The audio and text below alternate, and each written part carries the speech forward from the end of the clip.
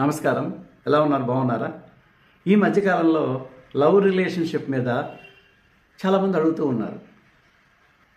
Fifth house అనేది love అనేది ఉందా?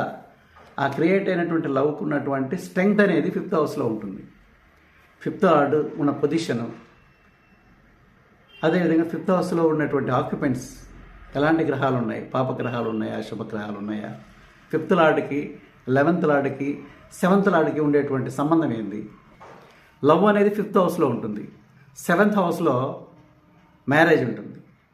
11th హౌస్లో ఫ్రెండ్షిప్ ఉంటుంది. ఒక మేల్ అండ్ ఫీమేల్ మధ్యలో ఫ్రెండ్షిప్ అనేది 11th హౌస్లో ఉంటుంది. 12th హౌస్లో సీక్రెసీ ఉంటుంది. కాబట్టి ఈ హౌసెస్ పాపగ్రహాలతో కాకుండా శుభగ్రహాలతో ఉంటే, లేదా ఈ హౌసెస్ మధ్యలో ఒక ఇంటర్ రిలేషన్ ఉంటే, ఆ ప్లానటరీ కాన్ఫిగరేషన్లో తప్పకుండా లవ్ మ్యారేజ్ అవుతుంది. ఇంకా 5th హౌస్లో పాపగ్రహాలున్న, 5th లార్డ్ పాపగ్రహాలతో కలిసి ఉన్న లవ్ బ్రేకప్ అవుతుంది.